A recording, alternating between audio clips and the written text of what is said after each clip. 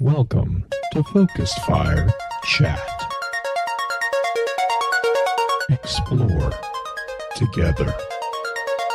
Welcome back for episode 97 of Focus Fire Chat, recorded live on August 18th, 2017 on twitch.tv. Big shout out to the live chat here. Thank you so much for spending your evening with us. This is your host, Blue Crew 86. Alongside me, we have the man who has been said to have the voice of the flower, Chris of Havoc. Oh, Chris, how's your tech working? See, I caught it in time. it's working. Okay. This was a really hard one to make a name out of. I was actually curious how that was going to work. You're actually going to have to excuse the reach. Okay. It's T-Rex arms. I mean, it's the T-Rex arms, right? They can't quite get in there. Although that storm grip does kind of go. Yeah. Or is that a warlock thing? I can't remember. There's been so much lightning lately. Just kink the cord. Straight. Kink the cord. Yeah. Don't Kink it. Don't. Oh, jeez. Yeah, no. Everything's been good. I actually have been playing an oldie but a goodie. I've been playing Halo Reach, courtesy of my good friend Penn's Halo. With the if you follow me on Twitter, you know he sent us a. Well, I didn't know what he sent you because your video cut off. Yeah, apparently post 6-minute videos because that's how long the video I originally took was. It was like, and I just really want to say thank you to Pins who sent us a.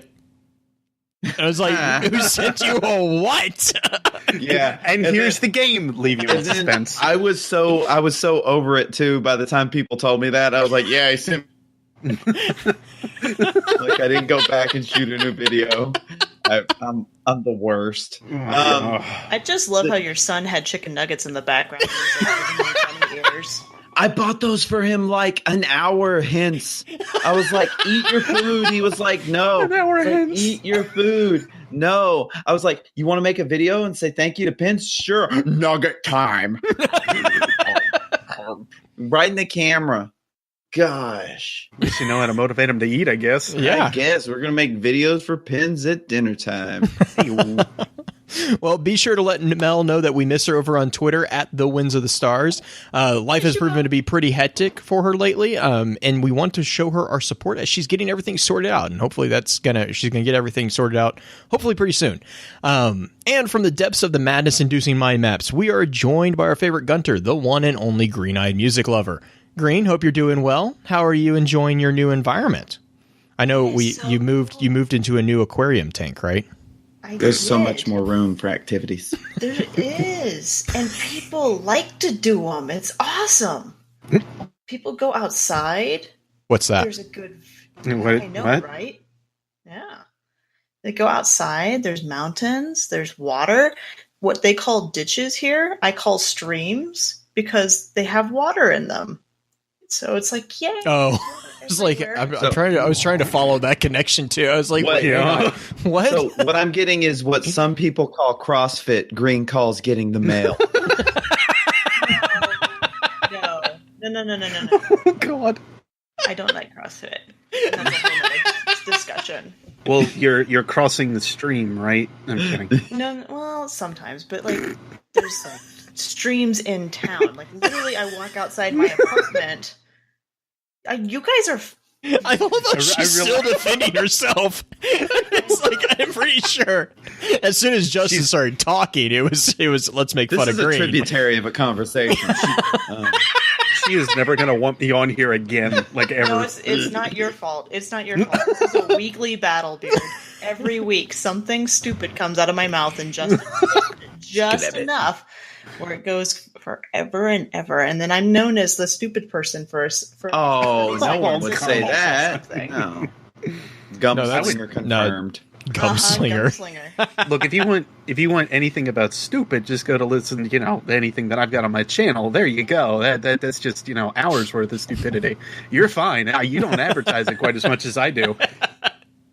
Well, in the guest co-host spotlight tonight, we are joined by the one and only bearded master of lore, BeardGrizzly. Beard, how are you doing tonight? You mean besides all the chuckles and pepper talk and everything? Yeah. Yes. Yeah, this is absolutely a good time. I'm feeling good. Yes, today I woke up actually at like 5:30 in the morning, so I'm like sitting here going, where's my coffee? Because I don't have enough at all. But outside of being tired, I'm doing absolutely fantastic. Plenty of stuff going on with part-time job and doing the YouTube channel, everything outside of that. Family's just been way too hectic though. Ugh, never slows down. That's the point of family. Yeah, pretty much. It's like they don't want you to, get out of shape or have it where you need to effectively keep stock in Folgers or something else. Yes. No, that's why you get Death Wish coffee. Just go that way. Gross. Yeah. Justin, listen, it's not orange juice, okay? I love coffee as long as it's not coffee and it is orange juice. Wait.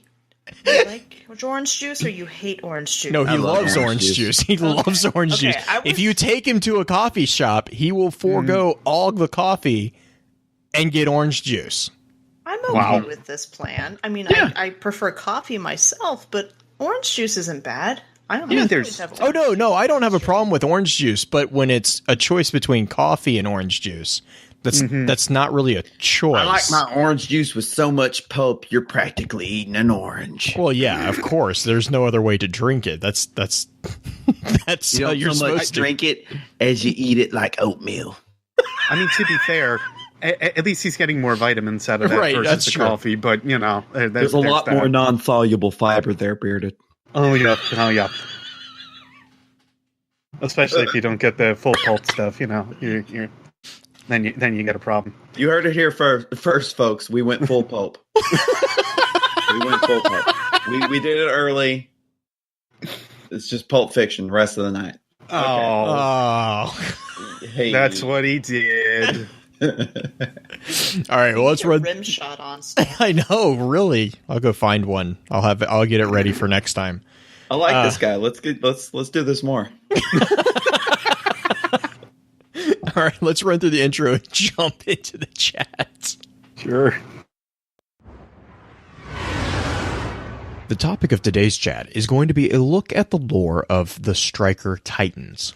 I asked Green to put together a high-level summary of the topic, and this is what she had to say. Striker. Some say that Strikers are purely an offensive-minded guardian.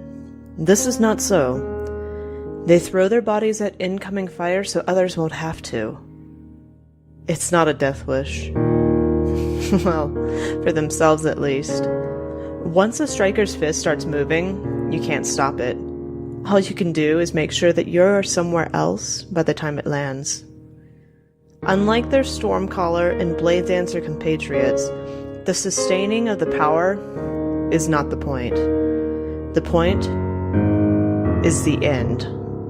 The lightning strike, the deadly burst of arc designed for maximum disruption and destruction. The point is this. Strikers make sure that they get the job done. It's what they do.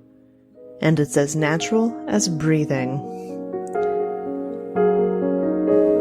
Before we get into that, however, I do have a few housekeeping notes. In our last chat, we took a look at Stormcallers. If you missed that and have any interest in hearing our thoughts, please be sure to check out the new www.focusfirechat.com for archives of all previous chats, links to the other aspects of Focus Fire Chat out in the internet, and a growing collection of community articles. If you don't mind, please give us some feedback on iTunes to let us know how we're doing, as well as helping us to continue to grow. As many of you already know, Focus Fire Chat is a cross-community gathering where the intent is to offer a week-long, in-depth view of a particular subject from within the lore of Destiny and other games. This chat begins every Tuesday morning and runs until the following Tuesday, with topics decided by the group via a poll that begins every Friday and ends on the Tuesday morning of the new chat. Every Friday, at around 10 p.m. Central, we get together to stream a recap of the previous week's chat for those who are unable to participate. Please be sure to also give some support to the other podcasts in the Guardian Radio Network, found at theguardiansofdestiny.com. These include Guardian Radio, the first and longest-running Destiny podcast on the net, Guardian 1, Ghosts and Echoes, which also has the Destiny Audio Grimoire, and the network's newest edition, a non-Destiny-focused podcast, Paragon Radio. Our next chat will be a look at the lore of the faction of those who seek a new form of leadership, the New Monarchy. With that being said, let's all go ahead and dive into the information and thoughts that the community had about Strikers. Lorebot, let's go. Query Grimoire database. Results found. Displaying on screen. Thank you, Randy. So, gonna start this off talking about the most aggro of Titan subclasses, the Striker subclass. Dubbed by some the Fist of Panic.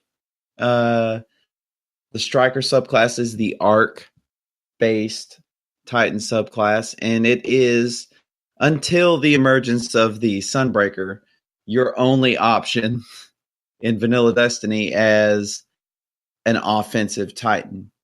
Wanted to start out with the Striker card, which reads, at close quarters, a fist is better than any gun.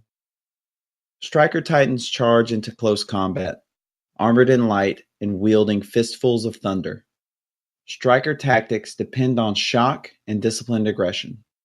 They must awe and scatter the enemy, or risk being overwhelmed. Fellow Guardians prize their ability to draw fire as they shatter the enemy line.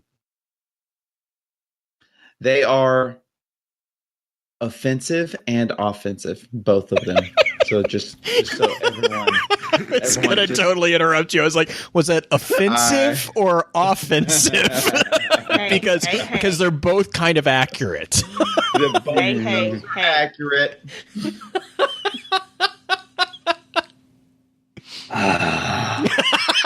So, yes. Basically, you jump into the air a little bit and slam the ground in an electrical temper tantrum. And anyone, anywhere dies. That's Anywhere? Anywhere. It doesn't matter if you're 100 feet above them in the air. Oh my God. It doesn't matter, if you're around the corner. It's the equivalent of the star in Mario Kart. It doesn't matter where you are on the track. Or the blue shell. The blue shell. You just directed a thought my way that I never thought of. Temper tantrum? No wonder Titans are babies. Hey-o. Hey, there you go. And I said star. I meant lightning bolt. Makes everyone. Never mind. Don't worry about it. Lightning bolt? What are we? I'll have to defer. I'll have to defer to N64 Josh on that one. Yeah. I hear he's the expert at Mario Kart. But yes. But Zing.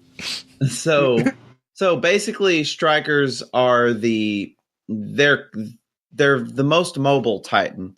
I even think I don't Titan as much as I probably should, but I think they're probably the most mobile, even when taking into account Sunbreaker.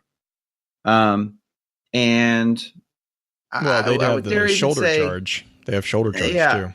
I would dare even say Sentinel too, with the new subclass, because just you can max out your Titan's agility. Not max it, but you can get as much as I think you can get from a Titan's agility with Striker. I could be wrong. If anyone runs Striker as a main and runs something different for agility, let me know. Well, at least from personal experience with friends and everything like that, I know that a lot of them kind of say the same thing with shoulder charge. It effectively turns you into being able to move in different ways and kind of like move from left to right a little bit easier. So yes, I would say agility is the term, because you are being able to move yourself in other ways than just like straightforward, kind of like what you run into with like even a lot of warlocks or anything like that. But even with other Titans, just their main jumps, that shoulder charge adds that different momentum that if you have Twilight Garrison on too, yeah, that adds that extra extra angle of mobility in. Mm-hmm. Well, they have that burst of speed with the charge, but their turn radius actually is it still okay, or did they nerf that? I can't remember what happened. Their turn radius when they were running and building up the shoulder charge was actually not very good for a long time. Like you could not turn around a corner at all. It's because you were a rhino. Yeah, pretty That's how we got away from you. Is dodge to the side. If I recall right, as stupid as this will sound, I think they ended up helping out the aim assist a little bit more with shoulder charge and melee to counteract that a little bit, just to make it so that you could still maneuver around a little bit more.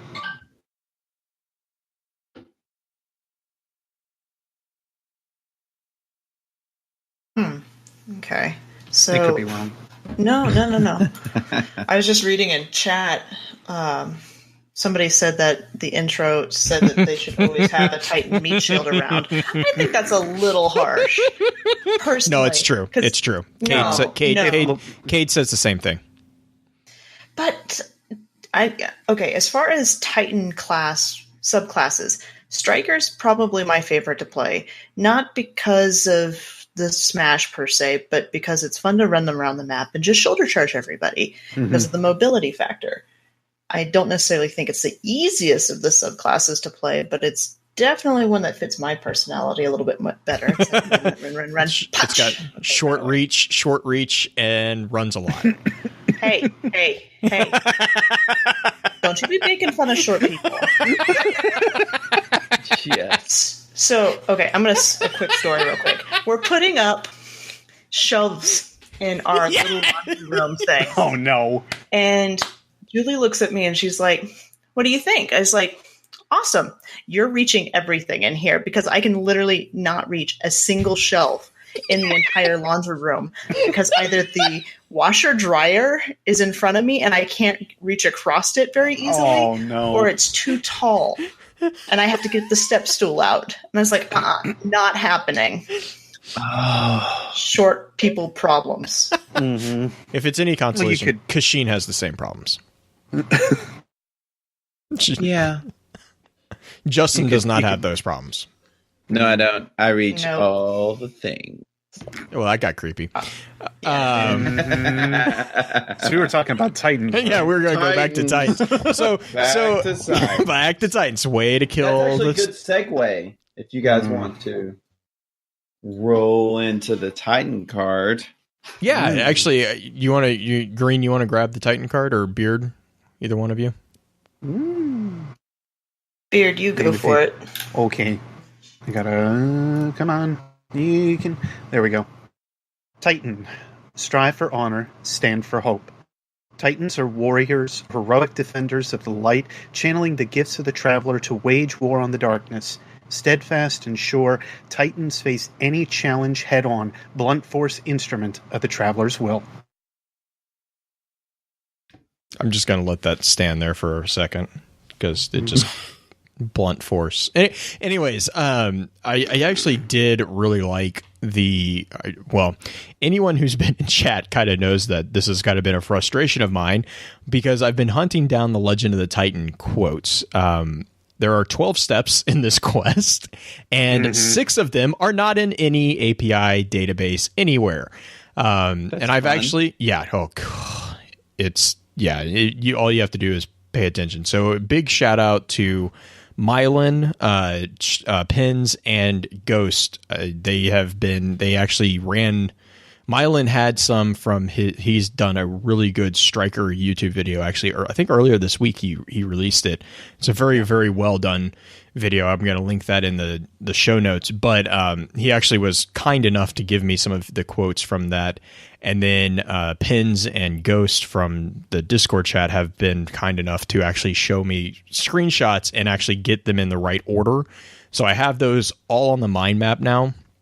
And I also have on the mind map the entire breakdown of the Legend of the Titan and the Path of the Striker quests, and the differences between what we have in the Grimoire and what was actually said in game, because there is a bit of disparity between the two on a couple of those. But the Legend of the Titan, the reason I'm including the Titan class quest in the Striker subclass episode is because there are some amazing quotes from Zavala in that entire thing. For instance, the idea of the wall is so deeply embedded in the Titan that they are reassured by the promise from Zavala that all Titans, when they fall for the last time, will be buried at the wall. So they are literally part of the defense of the city, even in their death. Even as finally, they aren't going to be resurrected for whatever reason. They are still part of defending the city because they are buried at the wall. They are still standing defense. How very Great Wall of China of them. Oh, I was going to say, because of the research I kind of did where I sat and flipped through Sun Tzu and compared that back to Zavala, the majority of what is basically taken into the account of the wall is basically just dragged straight from Sun Tzu. Right. Every little piece that you could basically say about Zavala is Sun Tzu, and everything that he has kind of helped to bring the Titans of the city become is also very Sun Tzu. Like, everything that he has is all built off of either very ancient war texts or at least Sun Tzu. Right, and there's a quote that he paraphrases that a lot of people have already kind of connected to Sun Tzu, is the quote about how if you treat your followers as your sons and brothers, they will follow you. Treat your soldiers as your men; they will follow you into the darkest depths. Yep. The other really cool quote that I found within the Legend of the Titan was actually a quote that talks, Zavala is talking about his time before being the Vanguard. And this is the fourth step. It's one of the talk to Zavalas. And he says, before I stepped into my role with the Vanguard, I was much more spirited. Those days seem far gone now. The dream of the city is all I have left. Every morning I wake and I turn to see the walls still stand, and I allow myself a smile. And I was like, well, there's a couple things here that I think are kind of cool. Is first off, Zavala is a lot more similar to Ikora and Cade than I think people have been giving him credit for from this comment right here.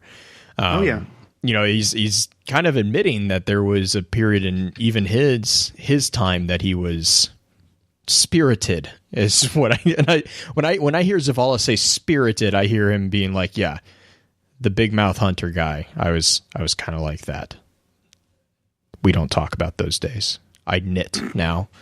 The other thing is the fact of this to me really explains his obsession with the dream of the city, because he's lost everything. Everything else has been lost. He only has the dream of the city. This dream of the city is just, I mean, that's all he has left. And then there's confirmation that Zavala sleeps. I don't know. Like that's to me is like one of the biggest arguments that I've seen a while. So is, yes, Guardians do sleep. Some Guardians do sleep. Now we don't know if they need to sleep, but well, they do dream. We know that. Mm-hmm. That's true. Well, hunters don't, because hunters don't sleep at all. But that's because of the nightmares. So they dream. It's because we're bad mofos. I was going to say, is that because they spend too much time out in the dark, or are they just afraid of the dark, or what? Both. We make enough enemies that it's not a good idea. There's that too. Yeah, that too. Because that was, what is that? The Dream Eater armor. It's hunters are the only ones who have worse insomnia than Exos. Yeah. So yeah, and that's just, for me, that was a really, there's just some really, really cool little tidbits within the Legend of the Titan. And the reason I bring that up is, again, those tidbits really do kind of explain what the obsession with the Titans have with the wall and with the city, but they also really go a far way in showing the mentorship that Zavala represents with regards to the new Guardians he interacts with. The last step in the quest, and this is a common quote throughout all the class quests, but like the Warlock class quest has a similar quote, but in the Titan one, he's speaking to your guardian, and he's saying, hey, there was a new guardian. I talked to him about him, and or I talked to them about you. Hang on, let me pull it up. Where'd it go? I was speaking of your actions and bravery just today to a new recruit. I pointed you out and recounted for them a few of your deeds. They did not believe me. And so I said to them truthfully that your service is the exception, that most who serve the Vanguard will not reach your heights. But that does not make their service any less important. If they come to you seeking advice, I would ask that you give it with respect and remember how far you have come. So, and that was the step after you've reached level 30. So there is another step after you reach level 40.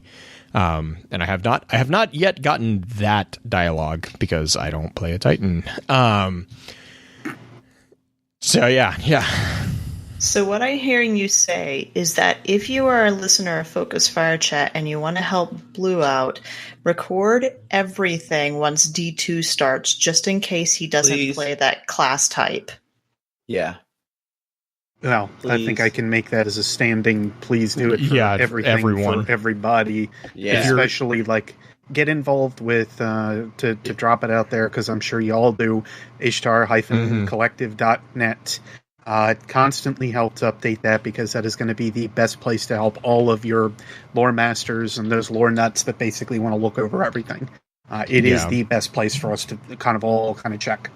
Yeah, and if you're in our Discord server, kind of going off that, we actually have a special role set aside in the server for people who are willing to help out with the recordings and stuff.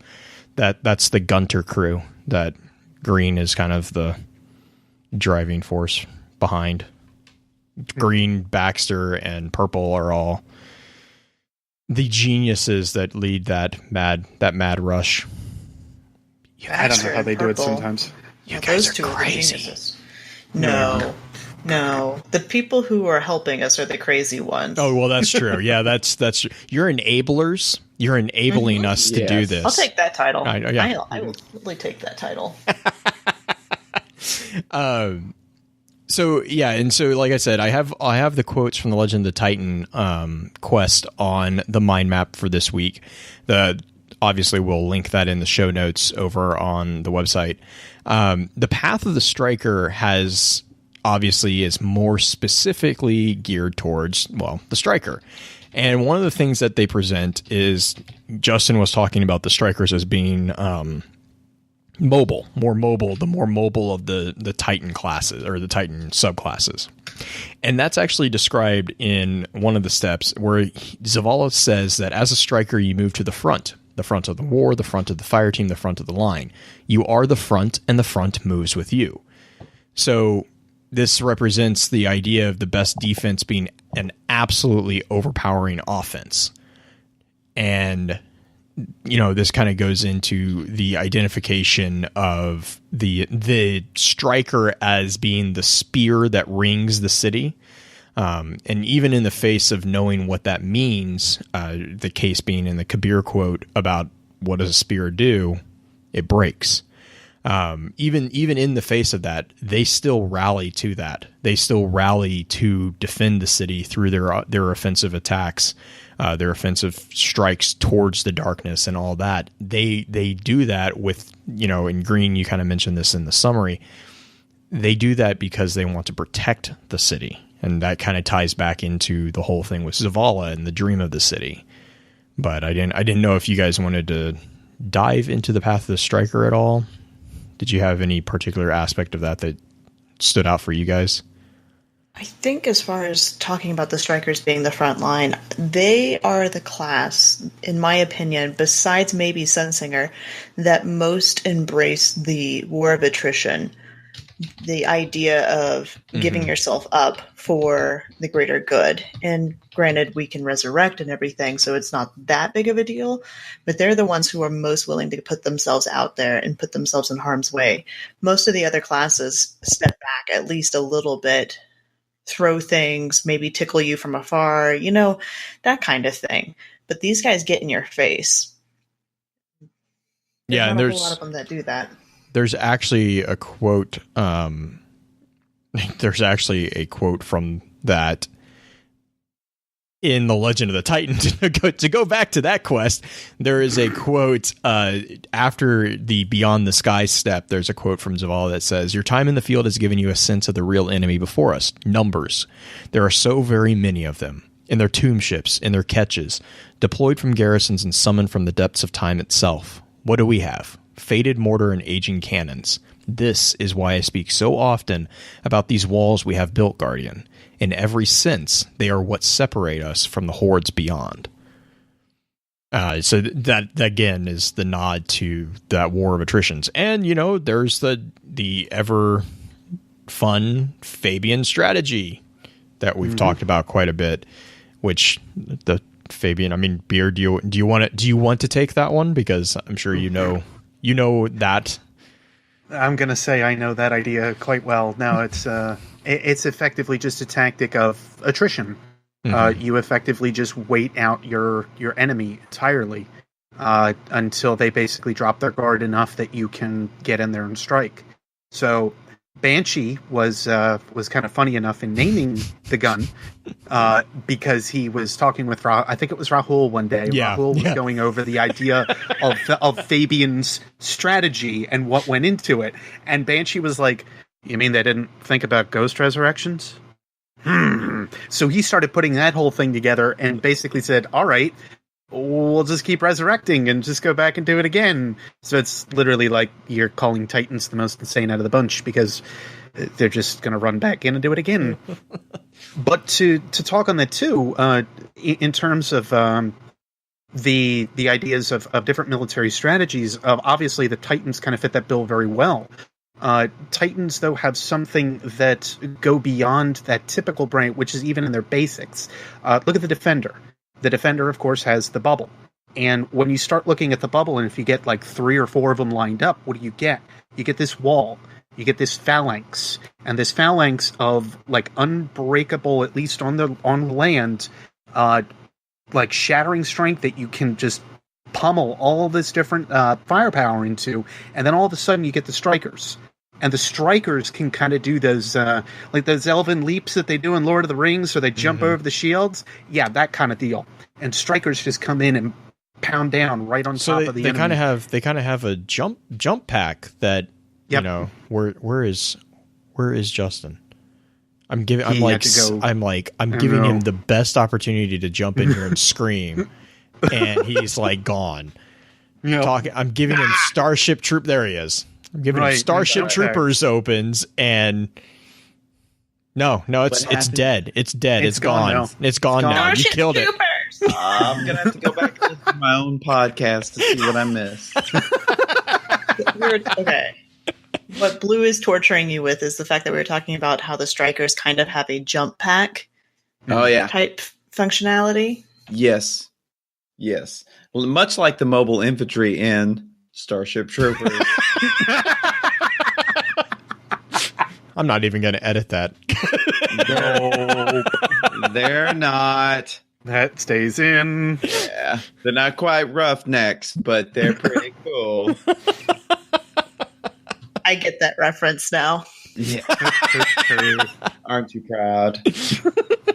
No, I do actually kind of view.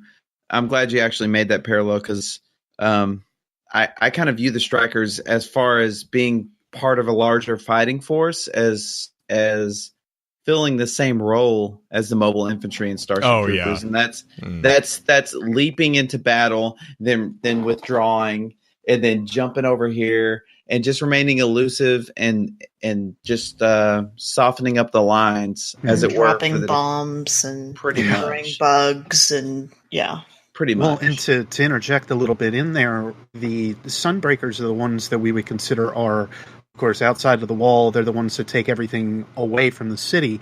The Strikers are basically the ones that we have on that offensive force. Mm-hmm. So in that same kind of idea, they're the ones that are jumping off of the wall if we need them to, and causing that much damage if we need them to. Whereas the Defenders are literally there to hold the line. If I can quote a little Mass Effect there. Mm-hmm. Yes. Hodor? That's like that's the extent of my knowledge of that entire series. Okay, moving on. Pretty much. Now chat's going on Starship Troopers. Yeah, what did we do? Chat, way to go. Life goal. Life goal. And I mean, so to kind of go back to the path of the striker, to step back into that concept of the spears, Kabir has that quote that I think you can take it a couple different ways. I always kind of, I don't know, like I see the, what is it? Complete the path. Yeah, it's complete the path. Yeah. He says, what the city wants us to do, what we want to do, it doesn't make any damn sense. That phrase, tip of the spear, sounds good in speeches, but you know what happens to spear tips? They break. But that's what it takes. If the choice is between you or the wall, you break. And I know a lot of people read that as kind of Kabir kind of challenging the idea of strikers, but I kind of read it I almost read it in the exact opposite. I almost read it as him saying, no, this is the choice that we willingly make, because he says what we want to do. You know, there's this. Go for it. So look at Kabir as the character. Right.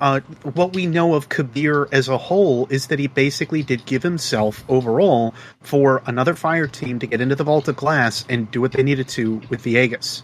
He understood that. He allowed for this, for his body, his perception of what he had to be turned into this thing. He knew that he wasn't necessarily going to break against this trouble that was coming. He needed to go ahead and conform. He needed to adjust to it. So he did it in the only way that he effectively could have. How he did so, Lord can only know, but the idea behind, the Aegis being another piece, a defensive tool for us, and another combative weapon that we have towards the Vex, it was his way of saying, no, you don't break, and this is why. You just live to fight another day.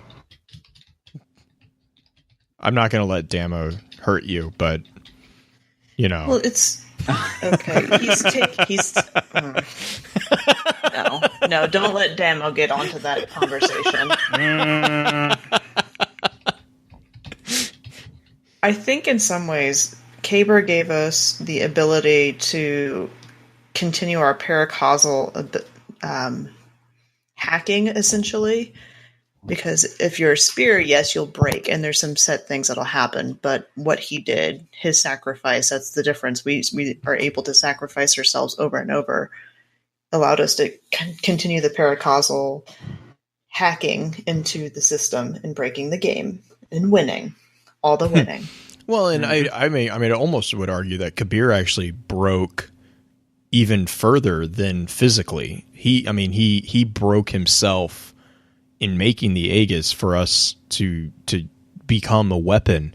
He literally became a the Aegis, you can say, is not really a spear, but if you ever have seen that thing do the Mega Man beam into Atheon, it's a kind of a spear.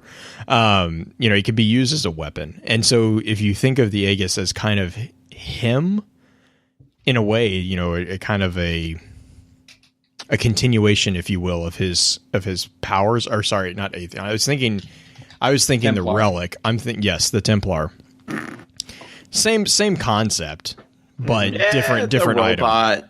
Robot. You shoot the thing with a Mega Man beam, whatever. It's the floaty robot, not the strike oppose robot. Oh, that's right. It's not. It's the floaty robot. It's not the rabbit. Got it. Yeah, I love that the pinnacle of Vex technology is the Energizer Bunny. Oh, and just strike a pose. I love that part of Atheon. He's so sassy. He's fierce. It's like, so fierce. I'm going to come out, I'm going to destroy all of you, but first I'm going to do a Ric Flair. It just...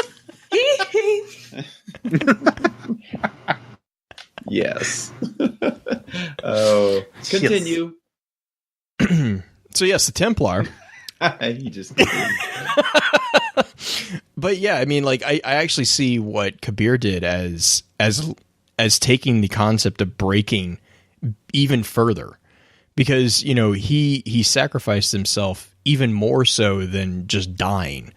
He actually, because he says, in the cards he says, if you see me again, I will not be Kabir. He literally sacrificed his body completely. There is no Kabir to be resurrected, if you would. He sacrificed his future. He's continually locked in that time. He chose his own fate. Whatever that is. Right, he did. But with the Vex, did he? Yeah. No, he did. He did. You leave Praedith alone. I'll leave that be, yes. You leave him and his little transistor radio alone. Okay. I need to get a radio little sound bite. But, well, yeah. Mm-hmm. I don't know where I was going with that. I'll be completely honest. I think we lost it at the time we said Atheon? Yeah, Atheon and the Energizer Bunny. So... Do we want to move on to some of the other type? Yeah. We know that are strikers. Let's segue into something a little bit more coherent. So, okay. Do we know Kabir was a striker titan? As much as we know anything in Destiny. Yeah, I was going to say. I think so. This is something that comes up a lot of times when we're talking subclasses. Just in my mind, I kind of think that anyone who is a Titan or anyone who is in a class technically has the capability of being a particular subclass. Now, you have individuals such as Wei Ning who have documented conversations about how difficult certain subclasses are. Namely, she had difficulty with defenders in the forming of the ward. But I mean, I kind of,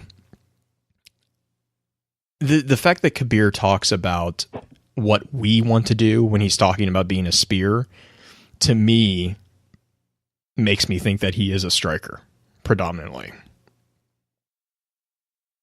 I would go so far, because I was kind of thinking about this on the way home, as to say that any Titan that is born of the city age has the capability to be either a striker or a defender to a point. Mm-hmm. It doesn't necessarily say that they are kind of like Wei Ning, that we already brought up the idea that, yes, she has a problem forming the bubble.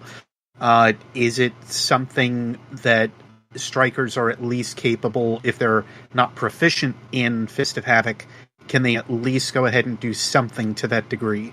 And then they ended up doing what they did in Destiny 2, where they gave us multiple ground pounds, but at a smaller degree, basically. So does that have... I know I'm taking a gameplay aspect and putting it into some kind of lore. Does that have anything to do with it? Just this different way that they kind of handle themselves. Right. I could see something to that effect, where the bubble is in some way kind of effective, kind of useful, and I could see it in the other way, where strikers are kind of able to do some damage, or at least take out a major target once, and that expends their power that they have for it. But no, that Sunbreaker. Yeah. Yes, I don't see all of them capable of Sunbreaker. I'll just put that flat. Yeah, I'll be with you. I think you could probably say that for all the TTK subclasses, those are much more niche type skills that one attains through a very specific path, mm-hmm. as opposed to the more accessible class traits. Well, I mean, everybody has the ability to develop those different classes. It's just, are you studied enough or powerful enough to actually wield those types of, I guess, rituals, since we're going to jump back into the ritual talk for Blue. Yay! Well, I was going to say, especially with like the Stormcaller, because the way that Ikora talks about it, it does lead you to believe that you're trying to be more and more powerful, or she kind of figures that you're ready for it. That's what I've always gotten from it. Justin. Yeah. I just wanted to add there's a little Easter egg that might not even be an Easter egg. It just might be the word that makes me think that Kabir might be a striker on top of the complete the path striker subclass quest quote, which is the flavor text of Kabir's might. It says, in the aftermath, he became obsessed with the machines. And aftermath is actually a node on the striker subclass tree. It's the one that makes the ground just kind of be a broiling pit of lava for the ground is 4 lava. hours. Yeah, for 4 hours after a striker does it. But yeah, that could very well just be, that they use the same word. But I don't know. What do y'all think about that? Is that just poppycock? Yes. Oh, come on. I see where you're going with that one. I think that my only argument there is aftermath is, I don't know. I think that one is just kind of a Boinky dink. Yeah, I think that one might just be a coincidence. But and we have go for it. It's like we have other cards that are references to different characters that are in the lore of Destiny that don't mean that they are that class. Like it'll be on a certain weapon type or a certain class type for a certain a certain cloak for a Titan. Oh, yeah, a hunter's cloak that happens to be. I like how we all thought right to that one. Yeah, because it's the most obvious example. Right. Okay, so for those who are not so obviously inclined to understand that one, what is it? The Cloak of Yore? Is that what it's called? Yeah, it's just Cloak of Dredge and Yore. Dredge and Yore. And his radioactive cabbage. Which, spoilers for anybody who hasn't listened to the what is it? The Dwindler's Ridge saga that we've talked about multiple times. Yore is a Titan who happens to be somebody else that we know in Destiny. Well, sorry, I think the amazing thing with that entire story was just the presentation of it, like the trickle method that they used to tell that story over, what was it, like 900 days or something? It was almost legitimately over the full 3-year period. It was as soon as they introduced it. Yeah. Oh my God. I just love the fact that it was, I like the presentation of the story. Like, even though in like retro, like looking back, it's like, oh, that's a pretty simple rise fall like story. Yeah, I'm like if like in the moment when you're playing the game and like every time you get an update, you get another piece, but it's not necessarily the piece that's in order, because you kind of got the ending and then you got the beginning, and then you got the ending in the middle and you got the beginning, and then you got another piece of the ending, and then you got like a little bit before the middle and a little bit after, and then all of a sudden it was like, oh yeah, this is all connected. Yeah, that's because. That's because the Thorn cards and the Last Word cards came out at the same time. Right. And the Thorn cards are actually later in the story versus the Last Word cards, which tell like the origin story a little bit more in some ways. And I don't know. It's a good one. If you haven't read it, I was thinking about actually putting a post of the whole everything in order on the website. We have the audio grimoire piece that we put together for the story of Yore.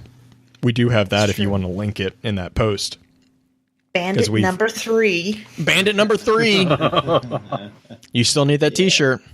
That was a good time. That was a really creepy Bife moment. Oh, yeah. Well, and I mean, chilling. Oh my gosh, he was so good. And then he was like, I've been practicing for. It's like, yes, you have. You have for been. your whole life. But let's go through the list of strikers that we know of, right? And this is in alphabetical order, so I tried to stay as neutral as possible. I do not put these in order of my favorite to least favorite, because then they'd all be at the bottom. Well, I don't know. Does the one make sense when, I don't know, Commander's his title? Is that his first name? Do we know that for sure? I'm kidding. That is totally his title. Oh, man. Not canon. I think his first name is Mark. Mark Zavala. Zavala. Man. Mark Cerny Zavala? What? No. So the first one that we know of is actually a warlord, and that is Catan, whatever. Yeah. The Titan the Titan. I like that. Need more citrus. Actually. I like that one.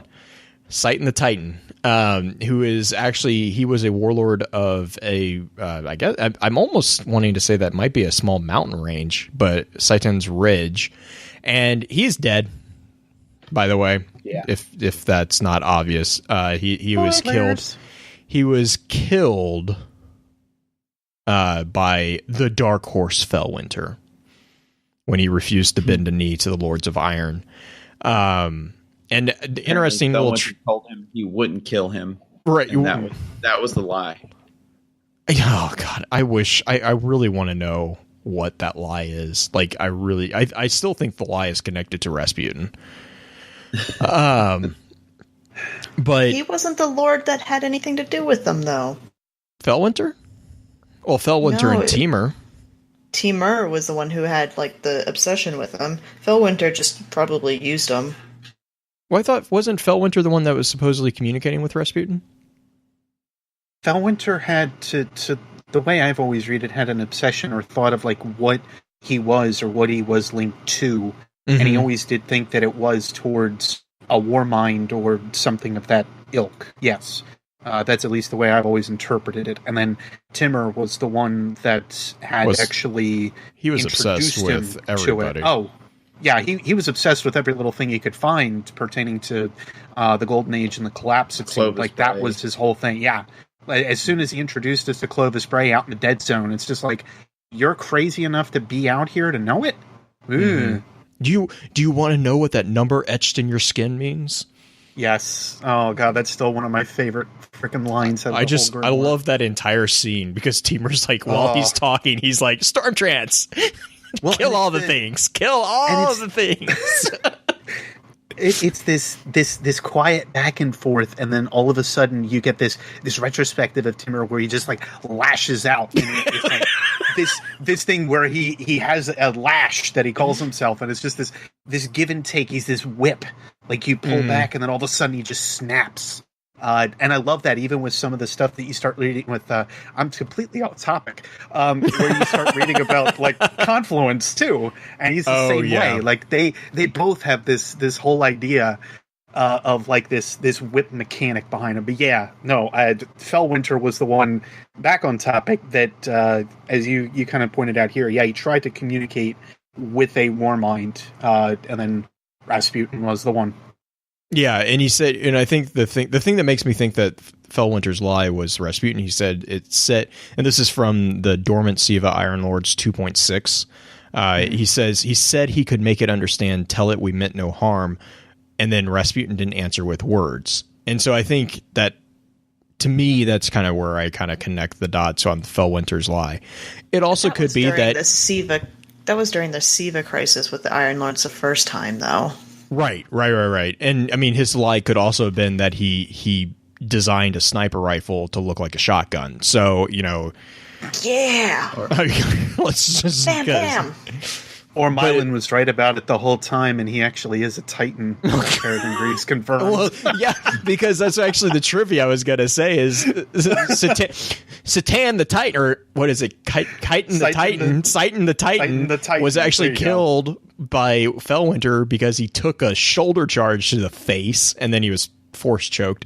But like oh my gosh, and Fellwinter even called it out. He's like, yeah, Yolder taught me that trick. I was like, well, that puts a lot of confusion on what classes are capable of doing. Yeah, because we didn't start wondering about cross-class abilities at all from that one card. Not at all. Yes, please. The next one is what's the name that we decided in chat? Marcus Zavalis. Yes. Mark Cerny Zavala. Yes. Yeah. Commander Zavala. And the reason why I would argue this is he's a Titan is, I mean, Do we have to argue this? I don't know. I always feel like I have to, because everyone's like, everyone's like, I guess, yeah. Cinematic. I forgot. Okay, I forgot about the Destiny 2 cinematic. Okay. I will stomach a lot of conjecture, sir, but I will not argue over whether Titan. I just saw Fist of Havoc in the D2 trailers. He cheated though. He used multiple Fist of Havoc. I don't know. Oh god, that's actually the next big bullet point that I'm going to talk about is like the transition, because I'm curious to hear Beard's thoughts on that one actually, because yeah. So next one, let's just gloss over my ignoring of certain movies and go to Holborn. Holborn is actually the commander of Holborn's host, and that is the host is what was identified as the city's hand on Mars. And this is actually Holborn is kind of just comes out and says it on the Striker's Mark. It's what we do. It's as natural as breathing. I don't really know what other defense I need to offer on Holborn other than that one. No. Apparently, what he does is not reading a map, though. Oh, God, no. Yeah, it's got lost. Yep. No, he doesn't. Do we know if he is still around or... Actually, there is a card that talks... I think it is one of the recent arena cards that talks about him. And if not that, I think it's Cade brings him up. I would have to look again. But I do recall that he's around, yes. Okay, because I wanted to say that he was. I just couldn't remember off when I was putting the rundown together. I was like, I swear he was, but I couldn't remember. Oh, shoot. Now I think I remember. Hang on.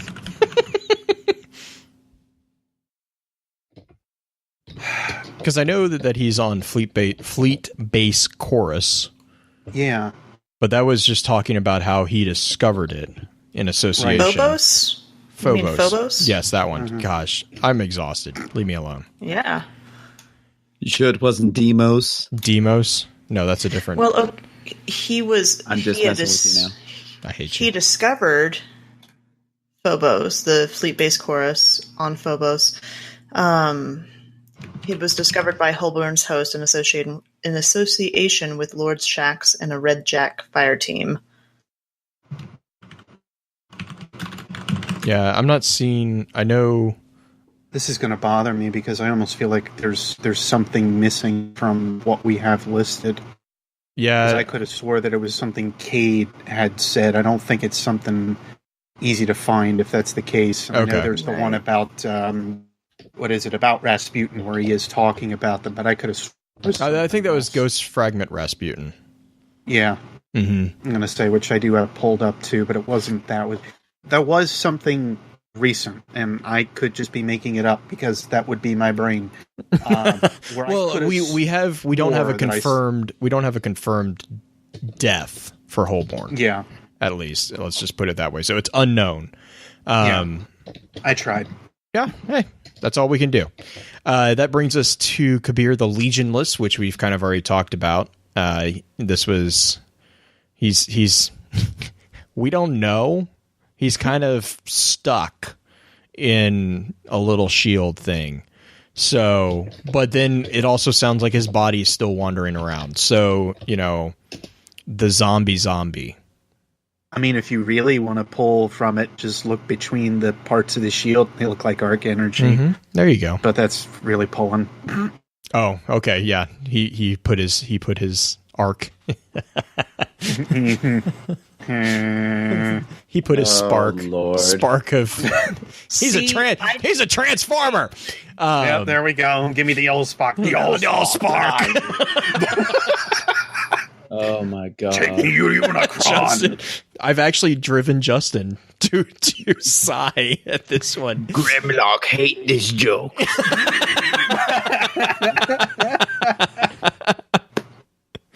And that then brings us to Lady Yolder, who was a Lady of Iron. She's dead. She blew herself up. But though In it the is best way possible. From the other side. Sorry. That's feels. though we Yolder did was we pretty did good have to looking. we had to yeah, she knew it too. We had to fight her in as a Siva remnant when we actually did finally completely destroy the replication chamber. It was her, was it Yolder, Gellion, and Fellwinter? So Did anyone else feel like they were putting down Old Yeller when you had to play that mission? It was like, I see him hanging here. I know what they're gonna do. I walked in and I was like, this is gonna not be fun. Fight that. And that looks a lot bigger than she can.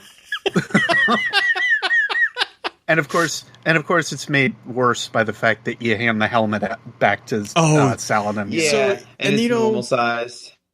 Yeah, that was really. Justin, you do draw very odd connections between things, but yes, I still think that there was something between Yolder and Saladin. Yeah. Oh, Saladin. Old Yolder. You got to put her down. Oh. Oh, God. All right, moving on. Wait, hang on. So we have to put her down with God. Fellwinter's lie? Is that what you're telling me? Yes. So that brings us to Lord Shax, who's our Crucible handler, and he's alive, and he's still kicking. He stole Ray's lighter from us, right? Sure. He's like, that's mine. I'm going to show you how to use a sword. I will take this, Guardian. Which brings us to the one who shall not be named, Rezel Azir. So yeah, this guy, he was a risen leader during the Dark Ages and early City Ages. He's dead. He was killed by this other guy named Shin Malphur after he kind of went through a dark phase of his life and came out of the shadow of being known as Dredgen Yor. And where was it A lot of goth music. Yeah, I was about to say, Justin, where was it that he got his new outfit from? Do you remember? What Wasn't that Mel? Wasn't it Mel that was? Yeah. Oh, Hot Topic. That's right. Yeah. Because he became the shadow of your stupid forms. And then that brings us. Oh, they killed me when they first did that one. You took me back for that one. That brings us to Vel Tarlo, who was a Pilgrim Guard member. He was also a member of the Crota Fire team, who didn't. So as we probably can all surmise there, he's not still around. He's kind of gone.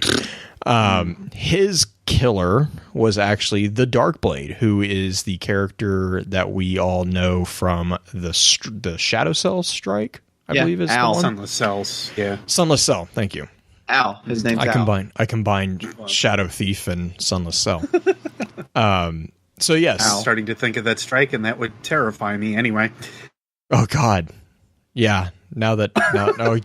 Anyways, Vel found out that there is actually a number of Thrall that is critical mass. They only look harmless when they're in small packs, but when they get together, they're like rabid lemmings. Unless they're on a bone bridge, in which case, charge your super. Mm-hmm. Mm-hmm. This is or true. have sleeper rounds handy. Yeah.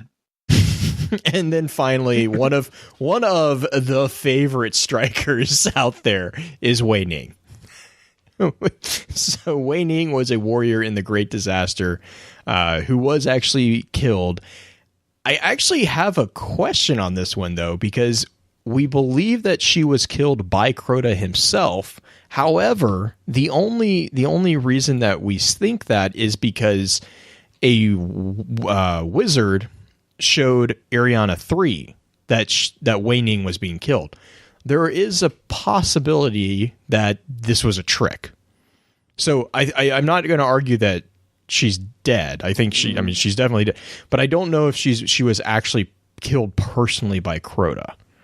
Is the only thing that I have there. I don't know what you guys think about that one. That's a constant battle, because when you start listening, at least in my mind, on like saying if it was Crota or one of the other knights that Crota had under his command, because if you listen to what Toland says, he calls every single blade of Crota. Oh, and yeah, that's true. That's the only other comparison that I've always kind of drawn from. Like, was Crota effectively on that field, or did they just have all of those blades of Crota available? I still contend that to take out thousands of Guardians at one shot and within one swing, it would have to be somebody fairly powerful, and Crota would be the only one that would necessarily fit that bill like to a T.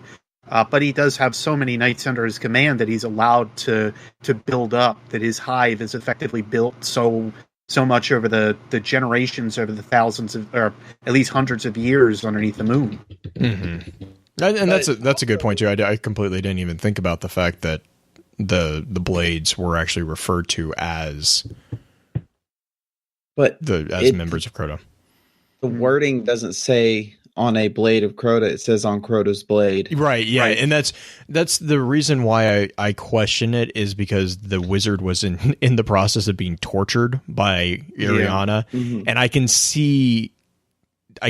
see that being a kind of way for the wizard to kind of fight back, is, you're concerned about this person, and to not to kind of play on the words, but to twist the blade in Ariana and kind of corrupt her a little bit, is manufacture the need for revenge. Crota's also the one that had the hand of Crota, the eye of Crota, right, or whatever it was. So the blade of Crota could have literally been a knight, just deemed blade of Crota. Yeah.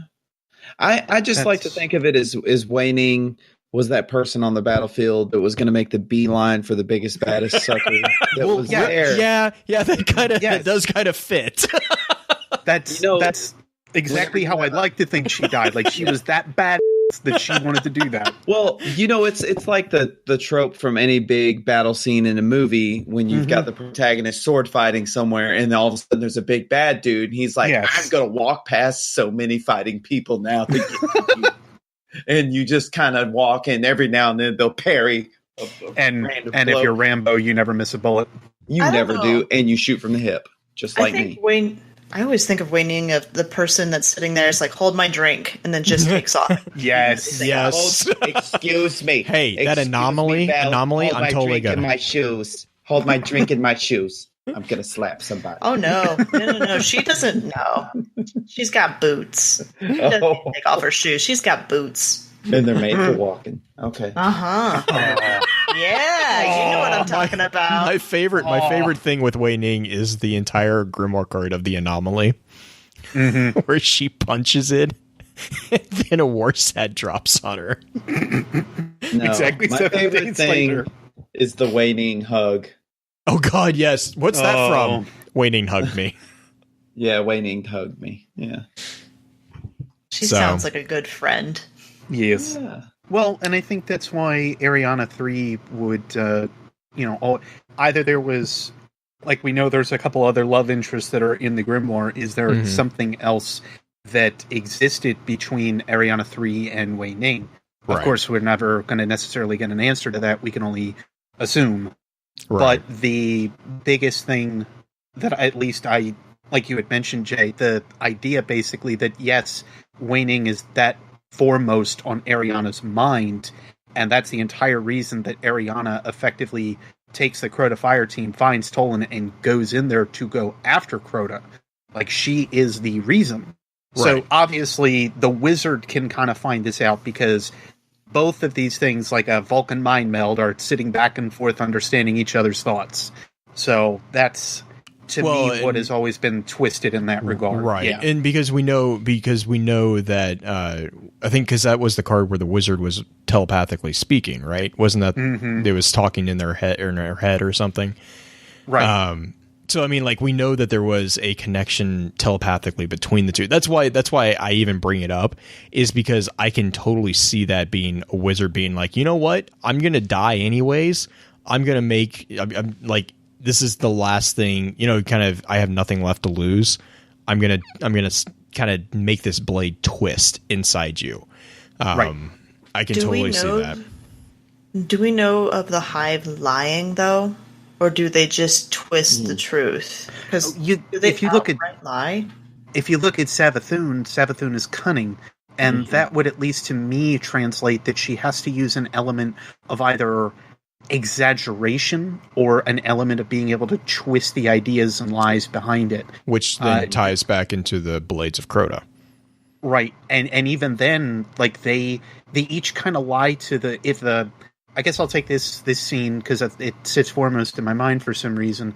If you look at the three sisters talking to each other in Oryx Throne Oryx Throne World, at that point, what happens? Oryx kills Zivu Arath first, slices off her head, and then from there, Savathun is waiting to go ahead and stab Oryx after she basically says, you know, go ahead and kill me and you'll gain the cunning of killing something like me. What does Oryx do? Just turns around and whips off her head too.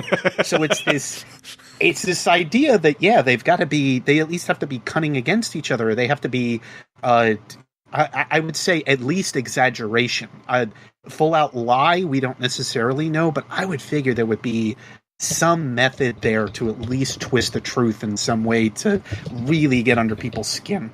Well, the most effective lies are ones that have seeds of truth within them. Mm-hmm. Right. And then just like legends and everything else, which these books are full of lies. What? Right, yeah. Graffiti time! What if... Okay, so here's a fun little train of thought to go down.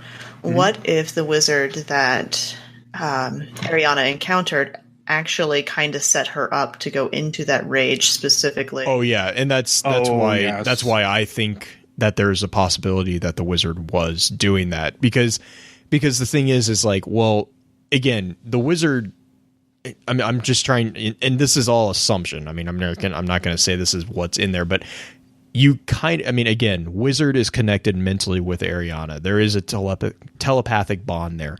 The wizard, when you're getting tortured in the way that Ariana was doing this torturing, I mean, like, even her ghost was uncomfortable with what she was doing. And like, the wizard knew that it was going to die.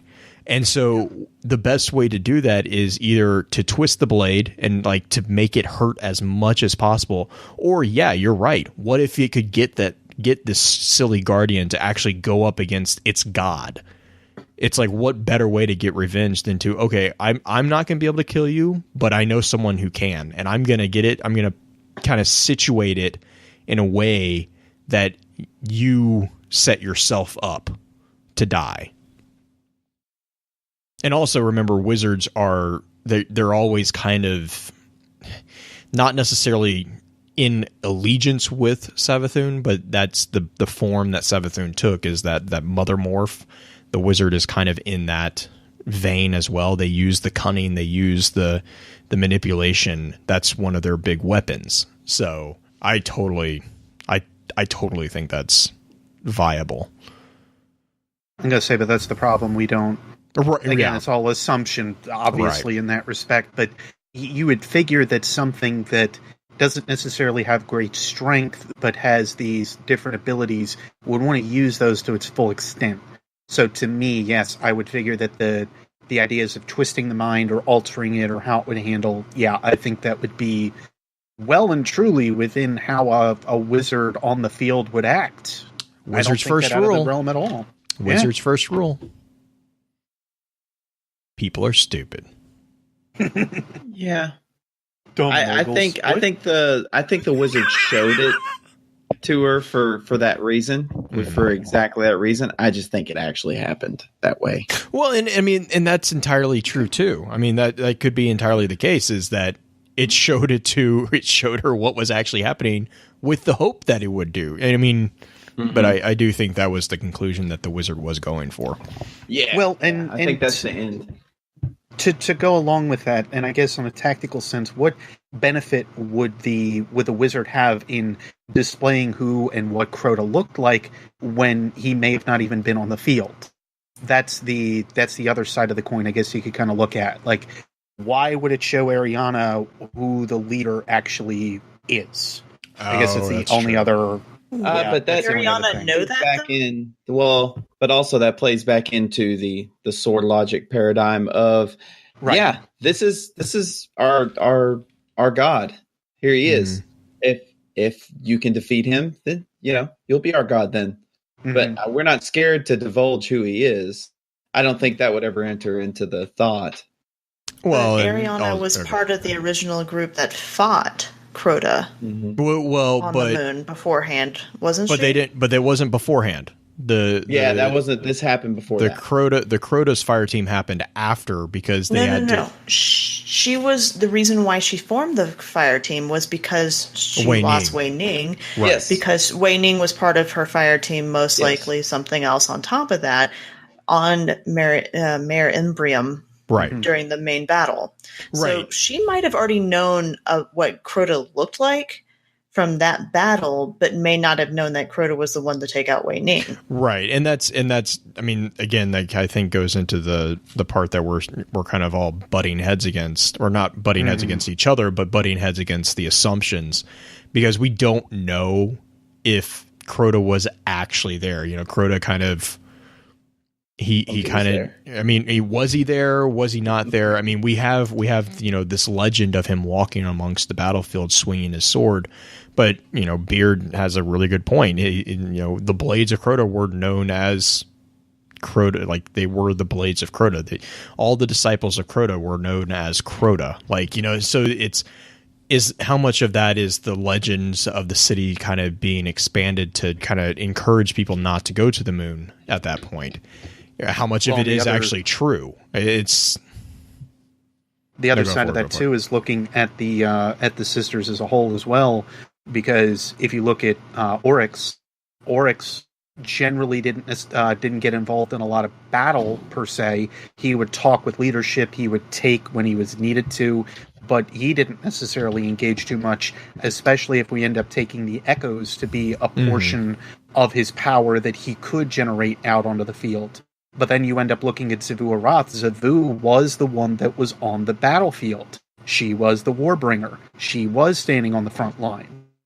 And the only other one would be Savathun, and she always was behind the scenes. When I look at Crota, I tend to think that it's a mix between both Oryx and Zavu Arath. Right. And I would definitely say that Crota would take a more upfront approach. I still get that feeling that he would be there doing so. He was a little bit of a blunt instrument, wasn't he? Well, yes. Well, you could say he was a very sharp instrument because his blade never dulled anyway. I like how I can hear you push your glasses up during that. Oh, yes. I also made a Reddit post about it, and you can find it at www. I think if you read the first couple lines from the first Crota Fire Team card, it says that Mare Imbrium, a host of thousands of guardians, came united to retake the moon and were mercilessly slaughtered by the seemingly invincible Crota and his army of knights. Boom. So I think you could probably say with just like maybe a 99.9% amount of certainty, Crota was there. Whether or not he actually was the one who killed Wei Ning, I'd say isn't accurate. Right. So yes. Wow, we really went on a Crota tangent there. That's so easy to do. Don't even try to hide it. Yeah, I'm not. Well, and I mean, and that kind of. I'm very partial to it. And so let's evolve from the into the evolutions. Hang on, we were talking about Titans? Real quick, let's crotate back to the back to the issue at hand, which is the Striker Titan. just I think striking I'm just going to forward. fist a havoc right back into the Titans. Okay, there we go. While we deal with the aftermath of that pun. I'm just gonna fisk a head desk. Yeah, that's probably the best thing before I start throwing some Green, hammers. I know you are prone to being headstrong, okay? And Blue is somewhat of a juggernaut of the lore. But could we please... Can somebody get me out of this glass house? Yes. And once again, the Eternal Warrior comes to my stage.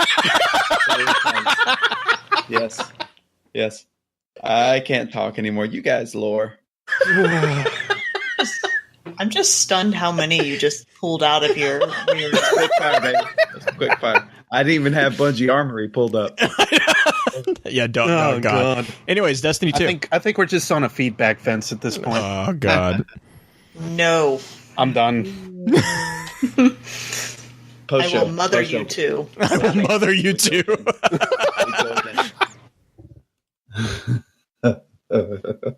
Oh, man. Okay. So D2. the evolution into Destiny 2. Here's the question that I have. And Mylan actually makes the point of this as well. The lore in Destiny 1 always talks about the Fist of Havoc as a single burst. Yet in Destiny 2, in the movie that I conveniently forgot about earlier, we do see a rolling wave of thunder, if you want to call it that, in Zavala's manifestation of a roaming super. So I guess stepping past the fourth wall a little bit here, what is your guys' thoughts? Are we looking at kind of a soft retcon on that particular piece? Like reconciling it with the lore? Yeah, guys? because I mean, the thing is like, if you look at the quest for the Striker, if you look at the quest even for the Legend of the Titan, and a lot of the items about Strikers, they've all been described in singular in the singular context. Well, they're the lightning strike. That's Right. the whole point. Well, I mean, but you have the quotes from Cade, who's talking about, get out of the way of the strike. Like, it only hits once, but it hits very powerfully. You have the quotes about how it's a single discharge, right? Whereas then in Destiny 2, we have a roaming super, which is not a single discharge, right? I think, you can still do a singular discharge, can't you? Isn't that one of the if you just wanted branches? to wait. I haven't seen all the branches. Well, I guess that is true. That's true, I guess. But yeah, okay. Keep going. As far as the multi-discharge type thing, I think they're adapting, they're learning. One of the things, the other two subclasses for Arc are sustained subclasses. Stormcaller and Blade Dancer both sustain their power over a longer period of time. Yes, the strikes are a little bit less deadly in some respects because they're not nearly as big, but they're more focused. They're roaming supers. Right. But I'm thinking as far as like lore-wise, they're able to focus and manipulate it to release little by little instead of just everything all at once. Well, it makes sense that in your use and honing of a craft that you get more efficient in your use of it. So it makes sense that a gunslinger, the more he used his golden gun and the more he honed his usage of the light, would be able to squeeze a couple more shots out of his golden gun. It makes sense that a Titan would be able to figure out how to not spend all of that super energy in one Fist of Havoc discharge, but rather be able to spread it out over a couple. So, I mean, this if you want to reconcile it with the lore, I think you can chalk it up to practice. Well, and see, and I hear what you're saying. I do. There's one small problem. Yes. When you see it in the movie for Zavala, he's doing a roaming super before at the time that the city was being constructed. Well, he's special. No, but I mean, what I'm saying is the presentation. Those are cuts too. I mean, that wasn't necessarily. No, all he real did. time, He was did. Yeah, there was an instance where he did 2 supers back to back. He did 2 Fist of Havocs back to back. Well, there you go. We learned it from Zavala. You hate. And I mean, Here's another question, and I don't know if you would know this, Blue, or if somebody in chat might know this. I did ask a little bit. Did somebody mention the ritual? Did the ritual change? Did the animation change at all for the roaming super versus the single smash? No, it's just faster. Yeah. It's just sped up just a little bit. It seemed like it was still the it was still like the 2 fists coming down, pow. That still seemed like it existed. So, because I mean, Green. I understand, and I'm there. Like I'm standing right there. But the thing that bugs me, and this is just me being a little bit nitpicky, is the fact that in the presentation of Zavala's background story, right? That scene where he's fighting the Fallen inside the city with, Shax and the other unknown guardian. He has that roaming super. And it's just the problem that I have with that is that if that's the case, and if it's ultimately the case that, we're looking at like a Marvel retcon or like a soft retcon and kind of just like reconfiguring because they want to change the game mechanics a little bit, that's fine. But I'm just trying to, and we just don't know. Obviously, that's what kind of brings it to an interesting point where I want to hear everyone's thoughts. But I'm just curious, like, is there a way to reconcile the quotes that we have in Grimoire right now where it's kind of, because to me, it doesn't seem like there is.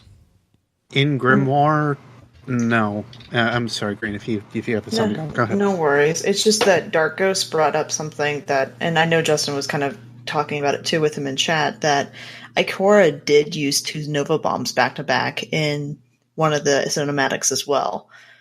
Right, so but was that was current? That was present day. It is present day, but is that something that we know that the new subclass can do? Is that one of the things in the the upgrade point system? I will at least say that. Whether they intend to expand that system, of course, we don't know.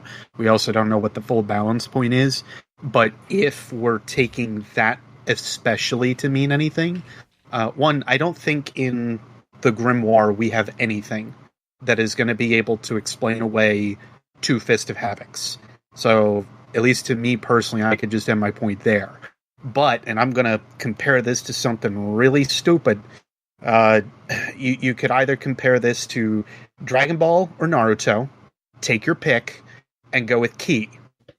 It's more of a balance of utilizing your powers a little bit further. Being able to... Thank you, Green, because that wouldn't make me giggle when I read that at all. I think, for those who don't see it, she put Kamehameha in chat. But for the way that it would kind of stand to reason to me, you're using that power and focus in a different mannerism. So, how can we explain that point? Look at Stormcaller again.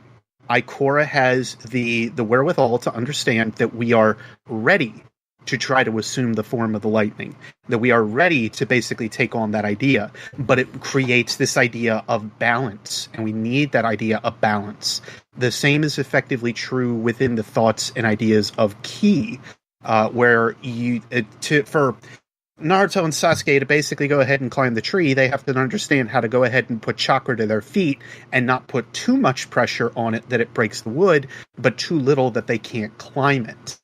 That same kind of idea. So they need to understand the ideas of balance. And what I could see there was something like 2 Nova Bombs. The Nova Bomb itself that I did see Ikora throw the first time has always seemed weird to me as being something smaller. And then you end up seeing the ones, of course, for a Fist of Havoc. And again, they're smaller. Yeah, so I think there's actually already an explanation for this built into the first iteration of this game. Oh, and that is the concept of a subclass tree. You start out with nothing, really. You don't even have a grenade or a melee. All you have is this subclass that that you show some limited proclivity in. As you practice the subclass and as you gain XP in the game, you open up nodes in the subclass and more finely hone your skills. You get a jump ability, then you get a modifier to this jump ability, then you can modify it, further. You get a grenade, then you unlock another grenade, then you can modify your usage of the light a little further that way.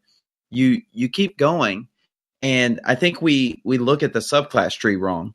We look at it as being the whole tree there, because that's what we see. We see them; they're just not filled out. They're just grayed out, subclass tree nodes. But think about it more in the terms of character progression. Think about none of that's there, and you're honing your usage of the light and gaining these skills as you go. Now I don't know how far the events of the end of D1 and the beginning of D2 are from one another, but you can kind of, even though there are not nodes to explain that away, that doesn't make it a red herring.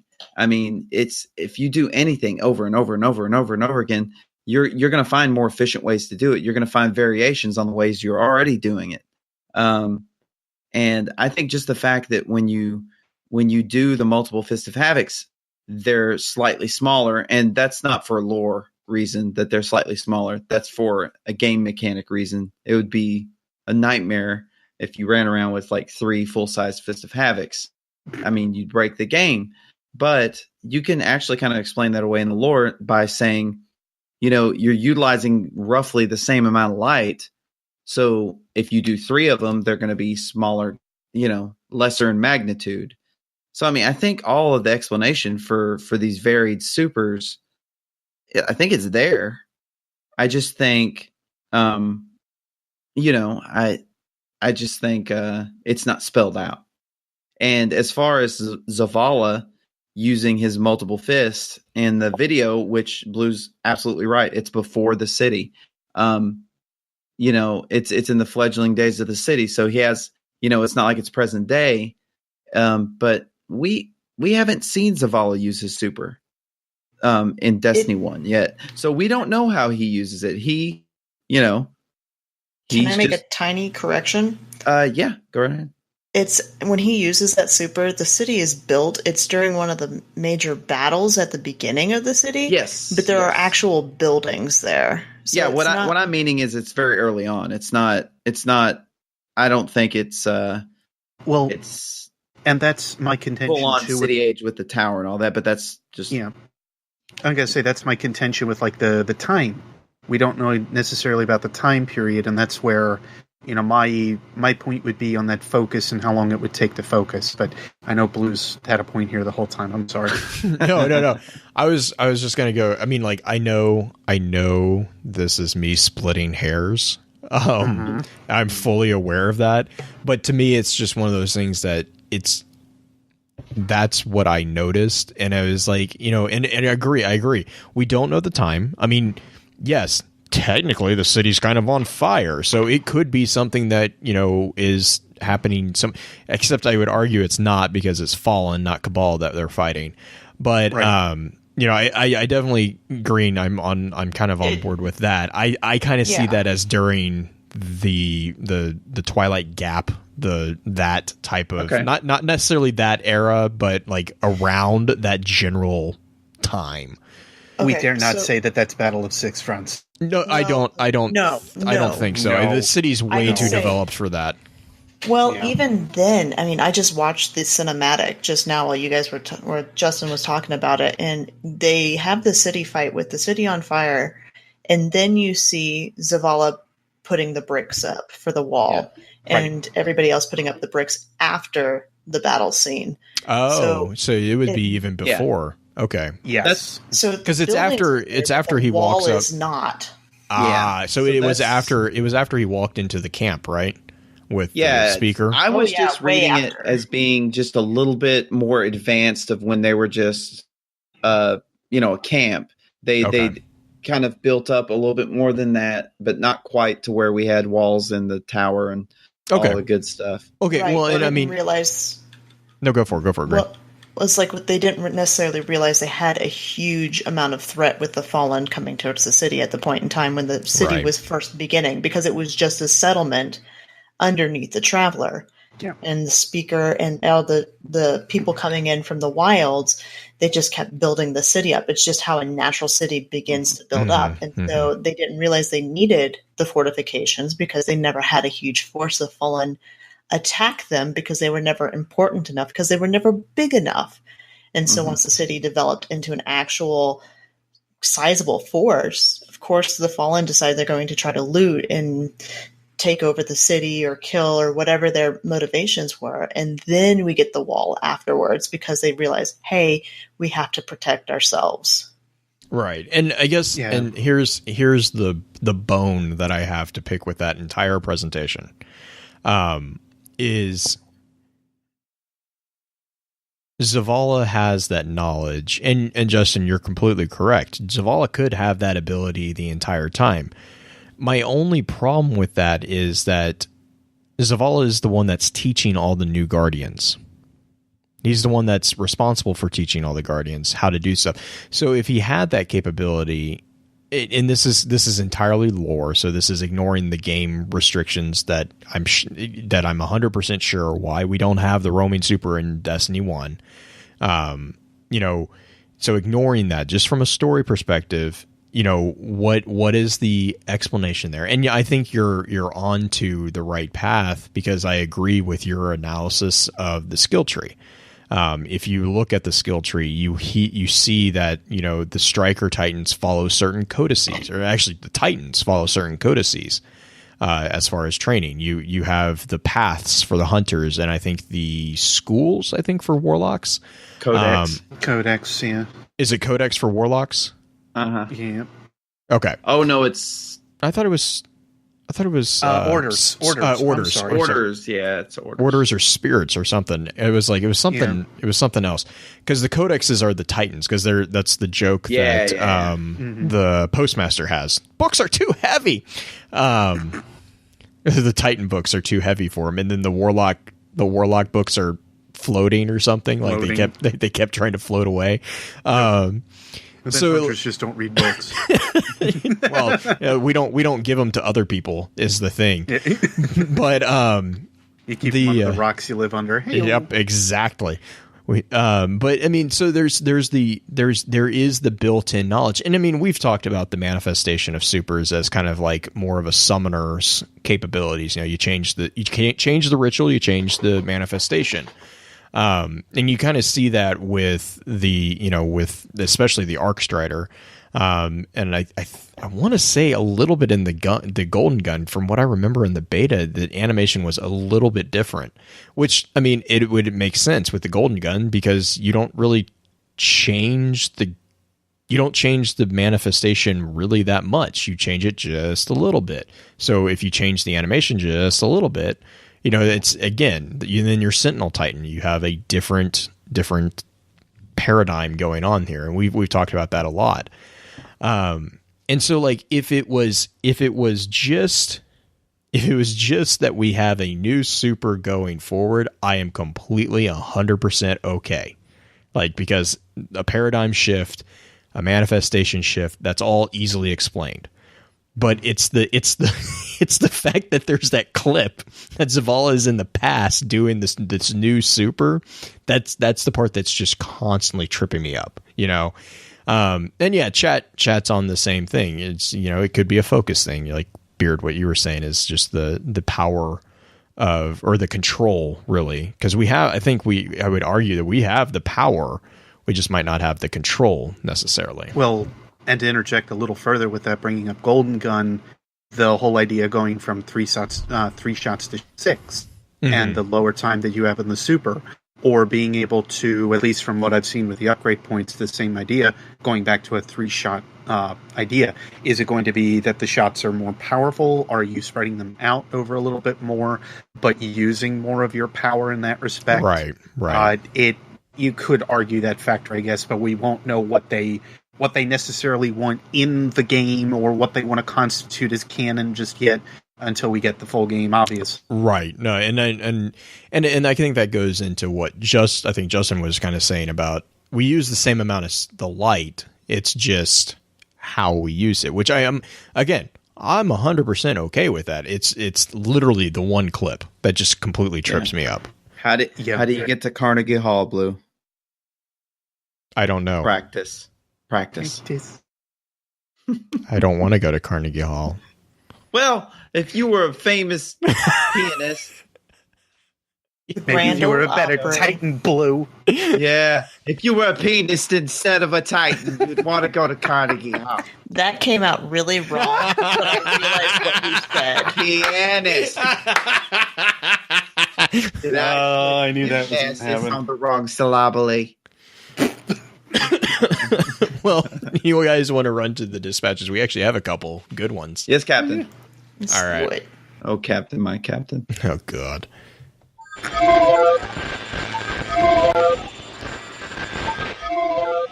Dispatches from the wilds. All right, so we actually have two of Justin's favorites, and then the last one, I'm just going to totally let you read that one. I included it not because the name. I'm like I don't even care. I don't even care what you have to say. You're getting included in this one.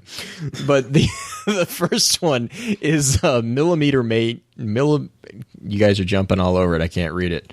Millimeter Mason. Millimeter Mason.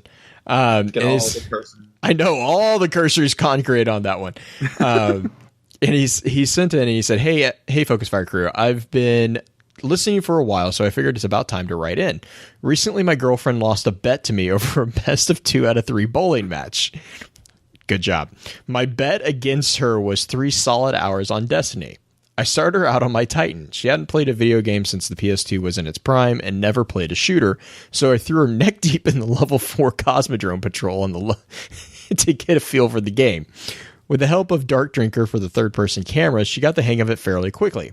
I let her try out all the Titan subclasses and then stuck her on my Hunter with high hopes that she would join me in the master class. About 15 minutes later, she was back on the Titan, smashing, punching, and slashing her way through the Cosmodrome. I never would have guessed my girlfriend to be a Striker Titan. 3 hours turned into 5, and now my Titan is purple, has seen more love than it's seen in months. We are also now in the process of saving up for another PS4. It's slow going, but hopefully we'll be kicking Carrie's ass together by the end of year 1, or will it be year 4? Anyways, love the show. Your shenanigans can light up any dark day. Keep it up. Millimeter Mason, PS4, Hunter Masterclass. Chat. Oh my God. So this story is proof positive that you never really do know someone. I just love the fact that his Titan is now purple. Yeah, as it should be. I love these stories.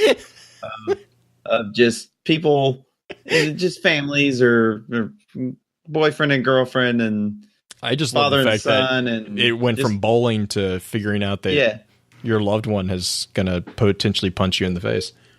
Yeah. I just want to know what would have happened. I was about to say, I don't know why Destiny was involved in that story, actually, because bowling kind of what would have happened. Would it have been a Twilight marathon if was going to happen? No. Why did we do that? Why was that brought up? Oh, God. I want to know what the stakes were. Gotta write back in. Okay, Millimeter Mason, you gotta write back in and tell us what you would have had to do. Hit me up on Twitter. Yeah, there you go. Hit Justin up on Twitter. If you really want to get Justin, just send him a friend request over on Facebook. Oh, yeah, because I accept all those sight unseen. Green, do you want to take the next one?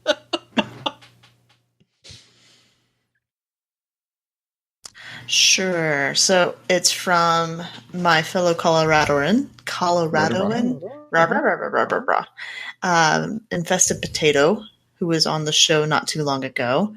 And he writes in with one of his awesome summary / poems about the Striker, and it's called Birth of Havoc. Some say we abandoned the wall, that we abandoned our responsibility. But the old saying remains true. The best defense is still offense. For years we stood watch. We held on to just those precious miles that make up our city. Most of the old guard, too old and stubborn-minded to change their orders. To think beyond our walls to something greater. But some among our orders wanted to do more.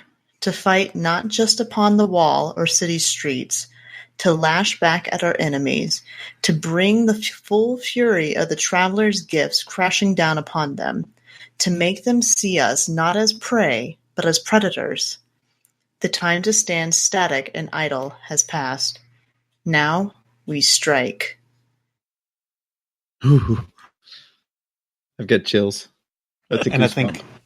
I think what's always appropriate, especially with Titan, when you have a poem of any kind, and you look back at Zavala's grimoire card, it says Basho knew we'd struggle in the after the fall, or something to that effect. Now I forget. Yeah. If you're not familiar, Basho was the famous haikuist of feudal Japan. So for having any kind of poem related to a Titan is pretty well on point. Like it's necessary to have it. See, I always I thought agree he was a completely. famous smasher Titan, and his name was Basho. Basho the clown. That sounds like a Basho the WWE Titan. This time on WWE Raw, the Wall SmackDown, we got us the Titan. For you, brother. Basho's coming out of the wall, and he's gonna break you. He's gonna break you like the tip of the spear. What I just learned is Beard is actually a WWE fan. No, I'm not a fan at all. Actually, it's just a matter that I've listened to too much freaking Torque. You can blame that on freaking Borderlands 2. You can also blame it. You can also blame it. You can also blame it on Raccoon because of what Team 4-Star did with Raccoon from Dragon Ball. Oh my gosh, yes. And Raccoon's gonna change you all too soon. Vegeta, can we keep it? It's so cute, Vegeta. Nappa! Justin, you want to take the dead, next Nappa. one? It's dead, Nappa. I remember when we got it, Vegeta. It was so nice. Don't let me do all of the TFS voices. It will happen. This is a bad time. We're done. Yeah, this is a very dark time we've slipped into. Yeah, don't get me on anything Dragon Ball. Okay? Oh my done. gosh, Dark that's Age. my Nappa's tada is my Ta-da! is my email notification on my phone. But yes, I had a hell of a day, Vegeta.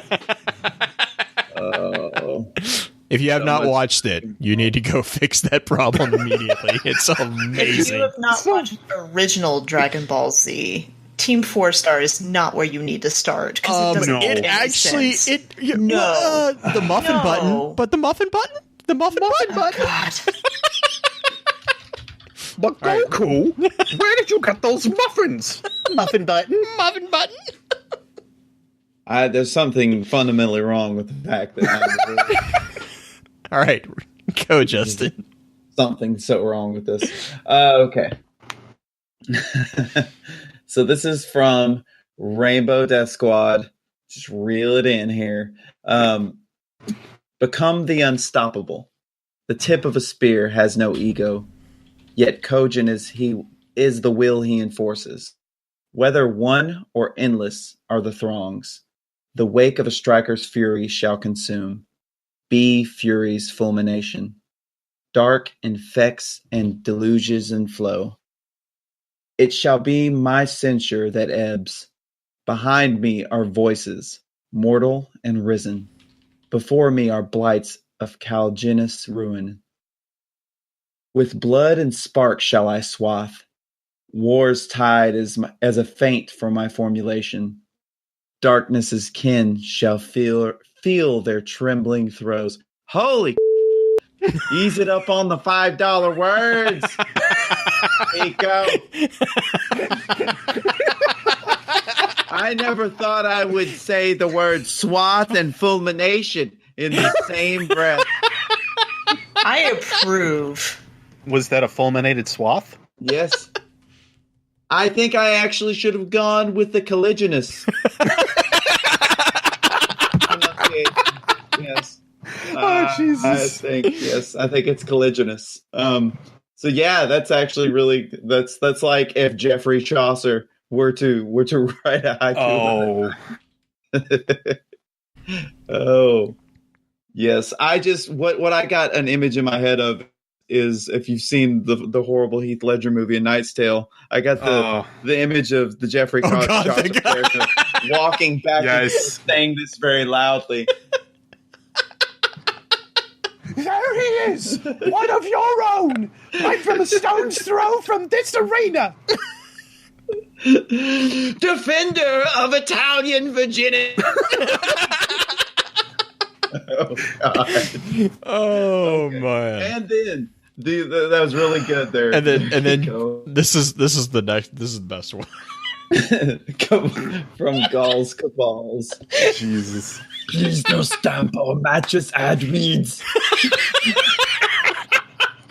I was like, I read it. I was like, this is just amazing.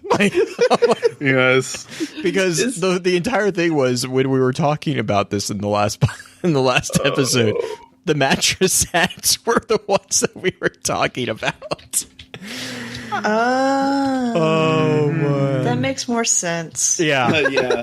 When she's just beating the mattress cover with the rat or whatever it is. It's a squirrel. Hi, I'm a mom. One of the hardest jobs. And then which is true. There's Junior, and just a complete freaking this nightmare fuel. Yeah, really. It's just like, and this is little Jimmy, and he just likes to destroy the hell out of his mattresses. Someone has watched some YouTube lately. I don't know what you're talking about. I don't have a channel or anything. Get out of here. I don't have to monitor Shameless things. Plug. Yeah. Don't skip the ads. Okay. Okay, so I feel like this whole last 15 minutes is like the end of Guardian Radio, where they go pretty much. This is what happens when you get all of us who are sleep deprived. Raise his hand. Uh-huh. Oh my goodness. Okay, you guys want to roll to shoutouts? Mm-hmm. I think if we don't, Pins is going to hack into your computer. Yeah. My very own Nidri. So, oh my. I immediately turn into Samuel L. Jackson. Just with the cigarette precariously trembling from my lip. No, it's a subroutine. No. All right, Beard. What fun comments or shout-outs do you have for us? Well, first off, I didn't say where you could find me. It just hit me that I never even had that. First, BeardGrizzly everywhere. Beard_Grizzly on Twitch, on YouTube, on Twitter. So that is as far as I will go with that, because I think, honestly, I know the majority of people that I've seen inside of the chat right now, but for those that haven't heard of me, I definitely do like to speculate a lot. I also tend to get very spinfoily. So if you're into that, there you go. That's me, basically. A little bit of science, too, when I'm able to actually fit that in there. Anyway, for shoutouts, per always, especially with D2 wind-up time, I'm just making it fully 100% known. Everybody needs to start getting to understand and really utilize IshtarCollective.net. Mm-hmm. It is just, period, the best source of lore that we all have for everything. It is the best place where we can kind of all congregate, because there are forums there. You can help by posting your own videos, stuff of that nature as well. There's just so many things that Ishtar Collective helps out with. All of these guys are just 100% on point with all of it. But definitely, please go visit them, check it out, read up on things if you've ever had curiosity on it. It's just the best thing if you've never been there before. Next, we have a comic book that is coming up very soon. And I know this is kind of like a Mylan thing, but I am heavily involved in it. So, coming September, early in September, we will have a comic book that you guys are going to be able to watch through YouTube. And hopefully we will be doing more of it. But that is the biggest thing, especially with Mylan Games, and basically the little Mylan family that we have going on between himself, myself, Gamma Trap, and a few others. So definitely excited for that. Green, what about you? My shout-outs go primarily to Book Club, as we're finishing up August Super Trooper. Why don't you say it and correct me, Justin? I gave you a setup. Starship Troopers! Yes, we're actually finishing up Starship Trooper, which I only have 3 more chapters left. I just love how he nearly dies every time you call it Super Troopers. I know. And you know I do it on purpose at this point, right? Every time I'm doing it on purpose just to mess with you a tiny bit. Because I love you. Rescue for littering and... mispronouncing my favorite book name. That's fine. I got a few more. The next one is kind of a shout out from earlier about the Gunter basement in the Discord chat, especially with D2 right around the corner. If you want to help or have something that you're already planning on recording and you just want to make sure it gets kind of put together, the people that are in the Gunter basement, Baxter from Ishtar Collective, Purple from Ishtar Collective, are going to be collecting the videos from there and using them on their website, Ishtar Collective. So if you want to be a part of that and help add stuff to the ishtarcollective.net, you know, if you say something 7 times, people remember it a lot easier. So I think we're up to like 6. So I'm going to say it one more time, ishtarcollective.net. If you go there, or if you go to our Discord chat, and we can get stuff to them for you. And the last one is kind of just a shout out to everybody on Twitter this week with the move that's been happening and the job searching and everything like that. It was kind of an eventful week, to say the least, for me. Had a car breakdown on the way on the move, and luckily my parents were there and awesome. And then the whole well wishes, everybody kind of either praying for me or just sending happy thoughts my direction for certain things. Things are turning out well over here. So thank you for those of you on Twitter who are super supportive. And tag Justin. Yeah. You have the comic. Yeah. I'm not even gonna go there. The spirit stick. Rip, Piggy, rip. So, just a gigantic shout out to our wonderful guest host from today, Mr. BeardGrizzly. Enjoyed having you on immensely, and we should do this a lot. Yeah.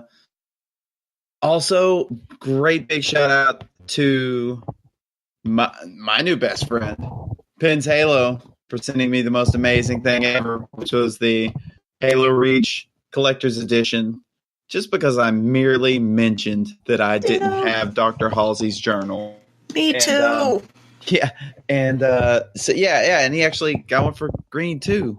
Did you get yours? I did. I got it today, and it's sitting over. It's so cool. So crazy. Anyways, so basically, I can only imagine what it's like. Pins' family. It's got to be a nightmare trying to get this guy something, because you know his gift is going to be more thoughtful.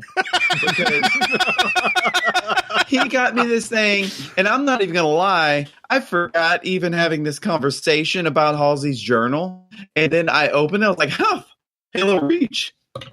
So,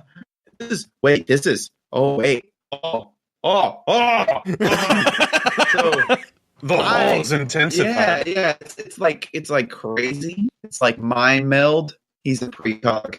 But Yeah, I told him he's not allowed to ask questions anymore because he said you did say you like after asking you did say you wanted it and you hadn't had it yet. It's like you don't get to ask questions anymore, Pence. No more question.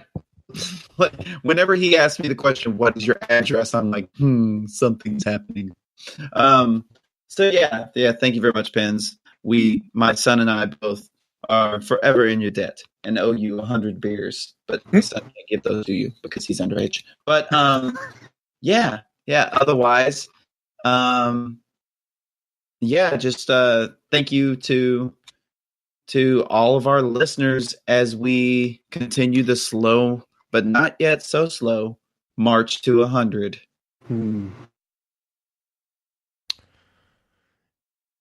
Yes, sorry, the audio was a little wonky there for a second. So did you miss all that? Do I need to start over again? Well, no. Please, no. No one needs that. Oh, before you go, Blue, I have a surprise for the 100th episode once we get to it. So if you are planning on being anywhere the night that we record episode 100, cancel it and be here because I have a surprise that the guys don't know about yet. Obviously they know now, but they don't know what it is. So be here for that. It's going to be kind of cool. Where else would he be if he's not here?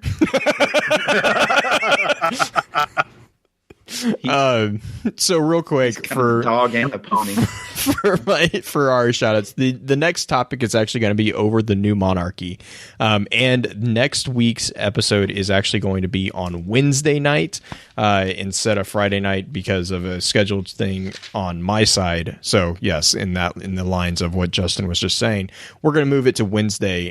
So be sure to get any discourses or messages over on Discord or even in Twitter. If you use the hashtag AskFFC, be sure to get those in preferably by Tuesday night. That way we can actually get them in there.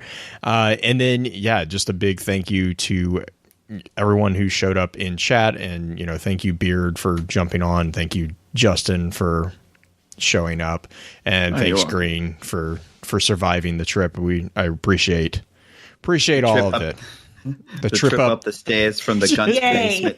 I'm alive. That's good. And again, a big thank you to those of you guys over in the Discord chat who helped me with this week's kind of dive into some of the information on the quests. So with that, let's run through the outro real quick, and then we'll stick around a little bit for an after show.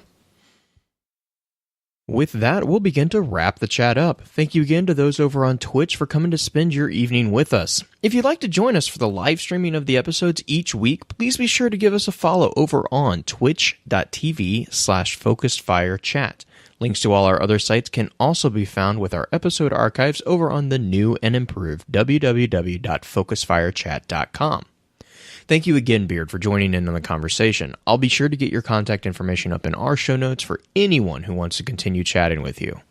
Please be sure to email us at focusedfirechat@gmail.com with any feedback or questions for our team concerning the podcast.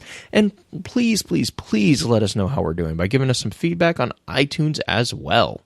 Also, make sure to check out our partner podcast within the Guardian Radio Network over on theguardiansofdestiny.com. So, until next time, focus your fire, and may your light shine bright.